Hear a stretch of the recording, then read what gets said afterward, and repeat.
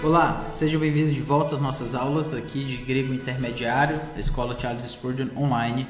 Sou o professor Felipe Prestes, estamos no nosso quarto módulo aqui desse assunto, desse tópico maior de grego intermediário.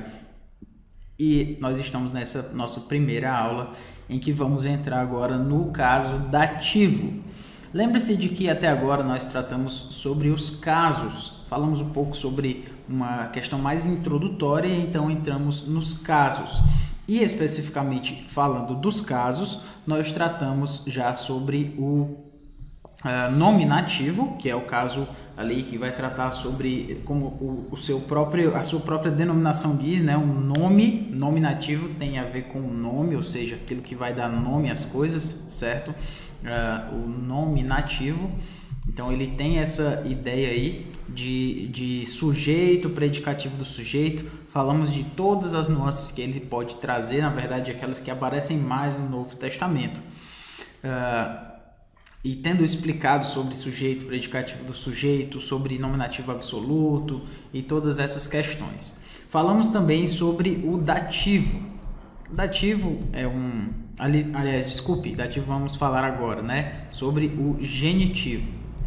Então, o genitivo que tem uma amplitude maior de significado, falamos sobre que ele é o caso das características, de que caracteriza, na verdade, esse é o ponto dele, como se fosse uma espécie de adjetivo ali, que vai trazer características ao substantivo ao qual ele está relacionado. Falamos sobre genitivo adverbial, sobre genitivo como objeto direto, sobre o genitivo ali, que é aquele que traz, aquele aporético, que a gente falou, aquele que descreve, que na verdade ele todo genitivo meio que já descreve alguma coisa, enfim. Falamos sobre vários tipos de genitivo, mas basicamente, essencialmente como aquele caso que traz a ideia de caracterizar. Tendo falado sobre nominativo e genitivo, entre esses dois, para não esquecer, para não dizer que não falamos dele, vocativo, aquele caso de vocacionar, de chamar, o caso que tem a ver com chamamento. E ele é assim caso exatamente porque ele tem uma forma específica ali no Novo Testamento. Muito bem. Agora, tendo falado sobre nominativo, vocativo e genitivo, vamos falar sobre o dativo, certo? Sobre o dativo. Dativo, um caso importantíssimo, obviamente, muitas vezes a gente vai tocar especificamente nesse ponto, sobre o seu uso ali, mas só para lembrar que é sobre esse caso agora que nós vamos tratar. E para falar sobre dativo, a gente vai começar a falar sobre transitividade verbal, coisa que a gente não falou exatamente nos nossos últimos módulos, mas agora é importante falar sobre transitividade verbal, que exatamente vai ser o assunto dessa aula, entre outras questões. Mas antes de falar sobre essas questões de transitividade, essas questões gramaticais, vamos para um exemplo aqui para a gente se situar. Kago didomi autois zoen aionion kai u me apollontai eiston aiona kai arpasei tis auta ectes heiros mu. Então, eu lhes dou a vida eterna, jamais perecerão e ninguém as arrebatará da minha mão. Texto aí de João 10, importantíssimo texto aí do Novo Testamento. Gostaria de ter tempo aqui para falar sobre ele, mas o espaço não é para falar sobre João 10 totalmente, mas é porque é um texto que mexe muito aí, especialmente esse capítulo 10, versículo 28, que traz para a gente a ideia aí sobre como Deus nos segura na sua mão, como Cristo nos segura na sua mão, e nós podemos ter segurança da nossa salvação, de que não vamos perdê-la, porque Jesus toma as suas ovelhas pela mão, ele segura, ninguém vai arrebatar da sua mão. Mas enfim, João 10, essa expressão aqui, cagou, tem a ideia de, portanto, mais ou menos essa ideia aí, certo? E didomi é o verbo eu dou. Didomi, os verbos terminados em iota, tem toda uma força aí no Novo Testamento. Algumas vezes aparecem e é bom a gente lembrar deles de alguma forma. Então, eu, dido-me, o eu não está aqui, o ego, mas a ideia está aí, né? Então, dido-me, dou, eu dou, autós, lhes, né? Ou para elas, zoen aionion, a vida eterna. Kai, né? E o me, ou seja, jamais, apolontai, perecerão. Então, o me aqui jamais e apolontai perecerão.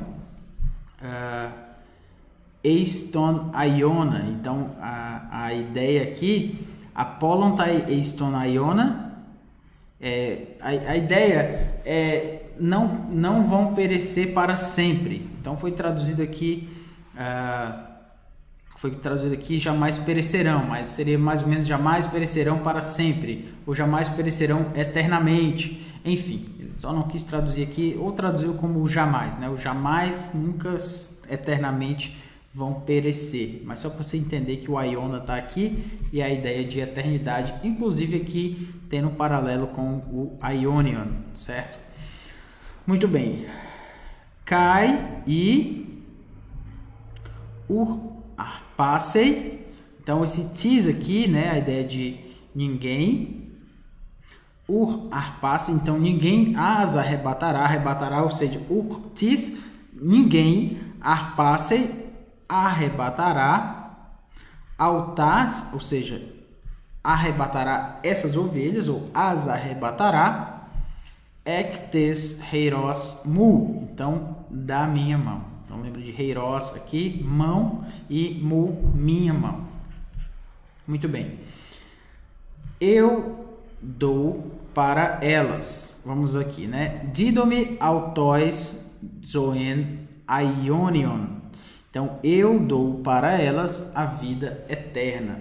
Se nós temos eu dou para elas a vida eterna, ou eu lhes dou, lembre-se desse lhes aqui, ó. Lhes, ele é um pronome oblíquo, certo? No português, e ele tem uma ideia em si. Quando ele é trazido com uma função específica que a gente vai já mencionar, certo?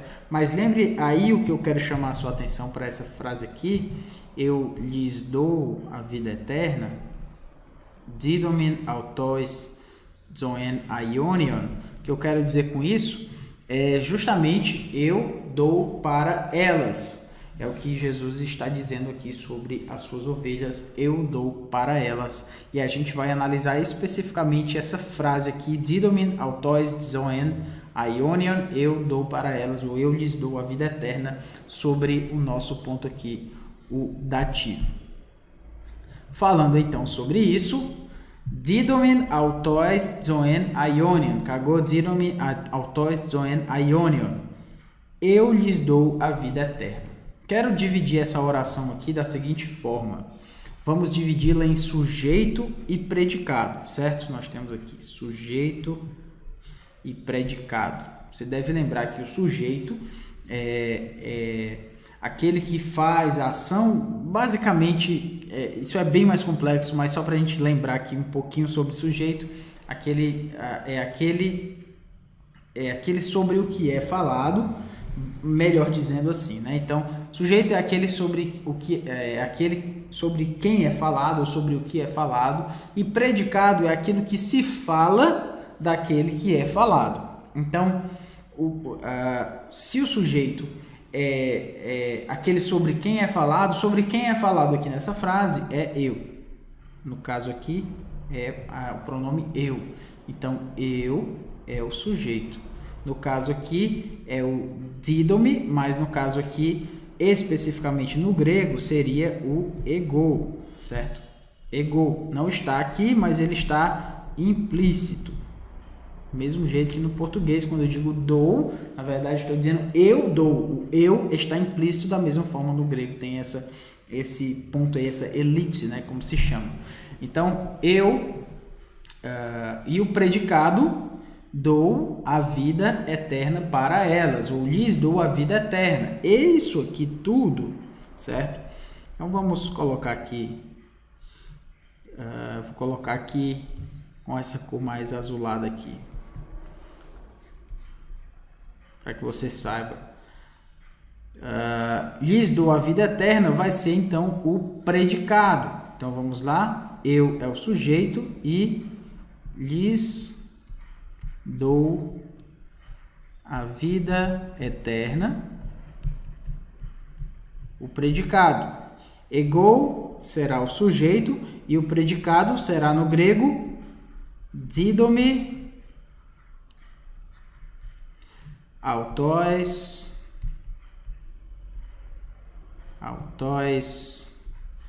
zoen aionion.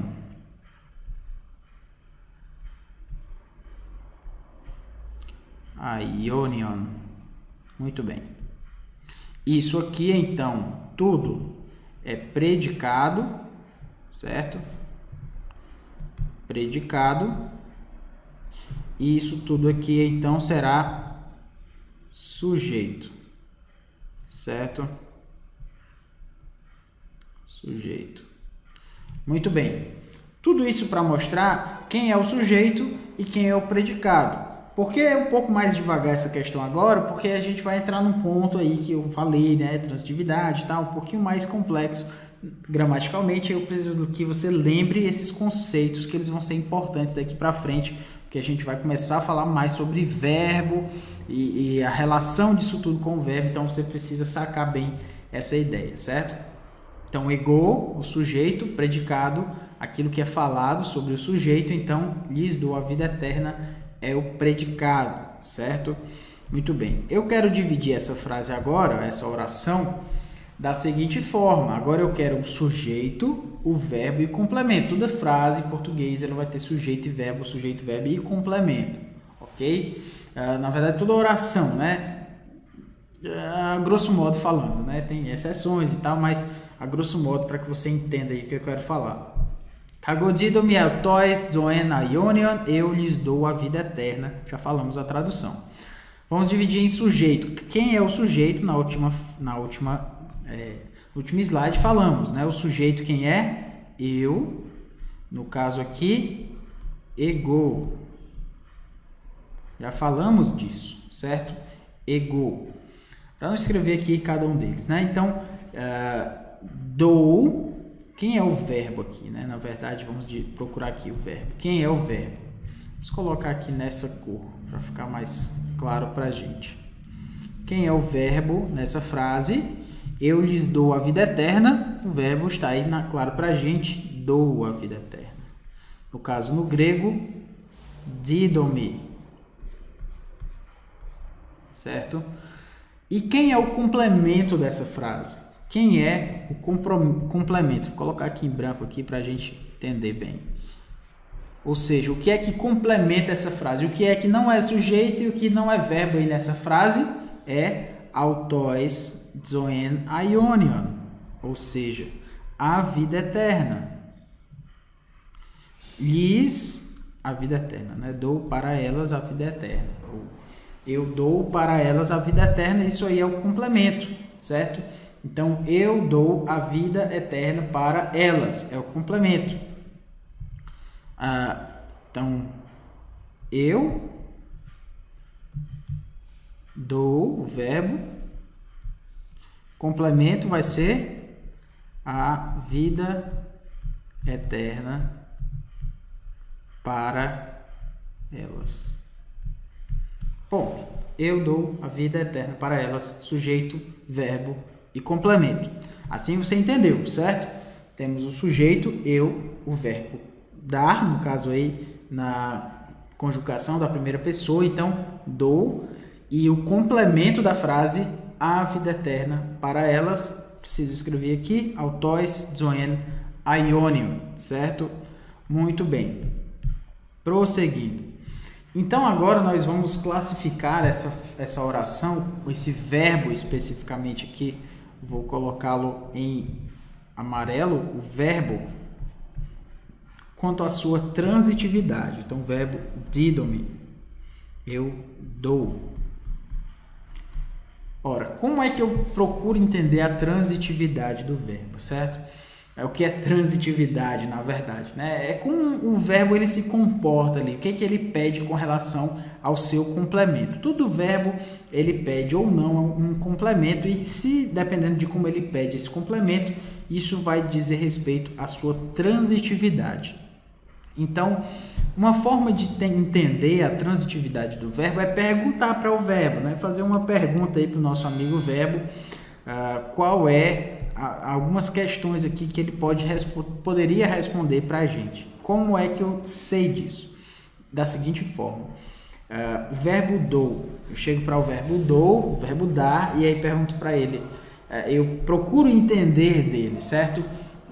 Dou, dar, você dá para, na verdade, quando você quando você dá, no caso, um presente, por exemplo, você dá alguma coisa, né? Então, você dá o quê? O que que você dá? Nesse caso, eu dou um presente, eu dou um abraço, enfim. Então, com a ideia do verbo dar, você tem o verbo dar pede um complemento. Ele pede um complemento, ele não tem sentido em si mesmo, certo? Aquele cachorro deu. O que foi que ele deu? Deu afeto? Ele só deu? Não faz sentido. Ele é um verbo que precisa de complemento. E esse complemento, então, é o que nós vamos chamar, neste caso aqui, de objeto. O verbo transitivo, neste caso é o verbo que pede um complemento, ele vai ter essa sua transitividade vai ser relacionada ao objeto que ele pede. Se ele pede um objeto que não requer preposição, no caso do português, então ele vai ser um objeto que não quer preposição, vai ser um objeto direto. Se ele pede preposição, ele vai ser um objeto indireto, mas esse é um ponto que eu vou já explicar. Especificamente aqui, o verbo dou é um verbo transitivo, então, chamando aqui ele, né? Verbo transitivo, porque nós já sabemos que ele pede complemento. E aí, que tipo de complemento ele pede? Quem dá algo, então, verbo transitivo, quem dá algo. Esse algo aí vai ser exatamente o objeto. Mas esse objeto, se não tem preposição, no caso aqui, a vida eterna, então ele é um objeto, portanto, objeto direto, certo? Então ele é um verbo transitivo direto. Mas, quando nós dizemos é um verbo transitivo direto, o verbo não acabou. Quem dá algo, não. Quem dá algo para alguém. Então, se ele dá para alguém, se dá algo a alguém, nesse caso nós temos uma preposição aí. Embora não necessariamente nessa frase explícita, mas o pronome lhes, ele tem é como se ele tivesse uma preposição implícita aí dentro dele, certo? Ele já tem uma função aí de objeto indireto. Por quê? Porque é como se Jesus, se a gente desempacotasse o pronome lhes, ele ia se referir às ovelhas. Então, Jesus dá a vida eterna para as ovelhas. O verbo lhes, ele pressupõe esse para aqui, para elas. Ou ele dá-lhes a vida eterna, dá para elas. Então, se para elas aí, é justamente o objeto indireto. Então, o verbo transitivo, esse lhes aqui, o objeto indireto. Então, o verbo dar, ele vai ser um verbo transitivo direto e indireto. Ou, como se diz no português, ele será um verbo bitransitivo. Ou seja, quem dá algo para alguém. Quem dá o quê? Dá alguma coisa. Para quem, né? Então, essa pergunta que nós fazemos, ela indica a transitividade do verbo, no caso aí do transitivo direto e indireto. Tendo explicado toda essa relação aí, vamos já aqui para a frequência dos casos do Novo Testamento. Você vai entender por que eu falei sobre toda essa questão de transitividade mais na frente. Veja aqui a forma, né, a quantidade que os casos aparecem no Novo Testamento. Falamos sobre o nominativo e ele tem 30% aí das frequências no Novo Testamento. O vocativo tem somente uma, o genitivo tem 25%, e agora nós chegamos no dativo. O dativo tem quantos por cento aqui? 15%. Então é uma parcela importante, embora menor do que todos os outros, só ganha aqui do vocativo, mas ele tem uma grande relevância e nós vamos falar sobre isso, certo? Muito bem. Qual é a significância? É interessante Daniel Wallace falar assim, né? O caso dativo não tem toda a significância como tem o genitivo, uma significância exegética. Por quê? Primeiro que ele aparece menos vezes, mas também para dizer que ele não tem toda aquela amplitude semântica. A gente falou aqui, por exemplo, sobre vários tipos de genitivo, né, nos módulos anteriores. 2 módulos, na verdade, para falar sobre genitivo, né, o módulo 2 e o módulo 3. Tudo isso porque o genitivo tem uma amplitude semântica, ele abarca uma quantidade de significados muito grande. Então, por isso, ele tem uma significância exegética tão grande também. O dativo, ele tem também, mas ele não tem tanto assim como o genitivo. Ele não precisa, por exemplo, ser tão desempacotado. Ele é um pouco mais fácil de discernir. É claro que tem algumas dificuldades exegéticas, mas não como o genitivo. O genitivo ganha aí disparado na sua complexidade, certo?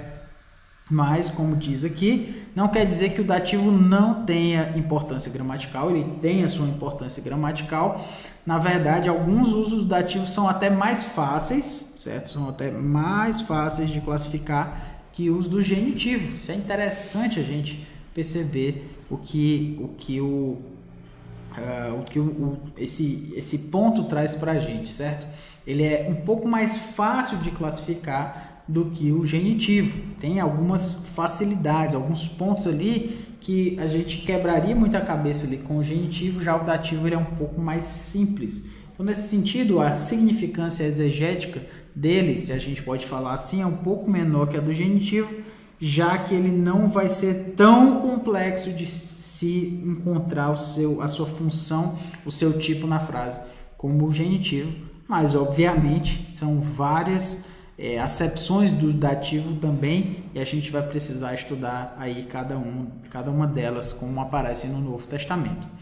As razões, né, como já sinalizei para você, o largo leque de classes de uso do dativo são geralmente mais fáceis de distinguir. Tem muitos, sim, dativos, mas eles são um pouco mais fáceis de discernir ali, de distinguir entre um e outro. E como eu falei também, a oração embutida precisa ser menos desempacotada. Lembra que o genitivo ele está ali imbricado, né? Está ali empacotado, e a gente precisa desempacotar. Às vezes traz toda uma oração, uma ideia verbal, uma oração ali só com um genitivozinho lá, porque ele está naquele caso e tal e tal. O dativo não precisa ser tão desempacotado assim, e por essa razão, então, ele é um pouco mais simples aí, já que o dativo já é ligado a um verbo. Então, esse é um ponto, né? Por que ele não precisa ser tão desempacotado? Porque ele já está ligado a um verbo. A gente desempacota tanto o genitivo porque ele não é ligado a um verbo necessariamente. É meio que ele já é o verbo ali implícito muitas vezes e tal. O dativo já está ligado a um verbo. O desempacotar dele não vai ser tão amplo assim. Diferente do genitivo, então o genitivo é mais críptico, né? A ideia de que você precisa desencriptá-lo, né? Você precisa decifrar o genitivo, e elíptico, né? Ou seja, como se ele juntasse muita informação em uma palavra só. Esse é o ponto aí que se quer trazer, já que é geralmente ligado a um substantivo. Se ele não está ligado normalmente a um verbo, mas a um substantivo, meio que ele vai assumir essa função aí do verbo muitas vezes, e aí a gente tem que desempacotar, fazer uma oração. O genitivo tem essa complexidade maior que o dativo não tem, certo? Por último, há contudo casos em que um dativo pode funcionar em mais de uma capacidade, certo? Mais de uma capacidade, ou seja, ele pode ser instrumental e local ao mesmo tempo. E, inclusive, a decisão fica difícil de se tomar, né? Nesses casos, o dativo toma maior significância. Por quê? Porque ele tem, ali às vezes são funções até semelhantes e às vezes ele tem a mesma função na frase. Qual vai ser o tipo então de dativo? Vai ser um locativo, instrumental, ou é os dois? Enfim, nessas horas a complexidade aí sintática do dativo se torna até maior. Então, por essa razão, ele ganha também em significância, certo? O caso dativo também, ele estaria mais ou menos ali, como se chamaria, em transição, certo? No grego koine. Por quê? Porque é como se ele estivesse sendo substituído muitas vezes por preposições, especialmente a ideia aí do en mais o dativo. Ou seja, lembra que é o seguinte, o grego clássico, né, o grego ático e tal, antes do grego koine, ele era um grego que tinha mais, em que os casos eram utilizados com mais força ali para expressar mais significados. As preposições no grego é como se elas tivessem sido uma ajuda ali, uma muletinha ali para ajudar a língua não ser tão encríptica, né, tão elíptica. Você tem uma preposição, então é como se ela facilitasse, é como se ela tivesse desempacotado ali justamente aquela palavra. Então as preposições muitas vezes servem para isso. E nesse sentido, o que o Wallace vai dizer é que é como se o dativo ele tivesse já sendo substituído ali por outras preposições. Então o uso dele começa a diminuir um pouco ali, e no caso do koine ele inclusive é menos vezes utilizado do que os outros casos, só ganhando ali do dativo, que não conta muito, porque ele só tem 1% e tal. Enfim, então tudo isso para dizer que o dativo obviamente é importante, tem a sua importância, mas não é tudo isso aí, como o genitivo como o nominativo foi apresentado também, ele é um pouco menos complexo em comparação a um caso, por exemplo, como o genitivo, como a gente já analisou o genitivo, certo? Então é isto, nossa aula fica por aqui. Na próxima vamos continuar tratando sobre questões introdutórias sobre o dativo, algo bem interessante aí, vamos juntar aí português com grego para entender melhor esse caso, certo? Então que Deus nos abençoe, até a próxima aula, valeu!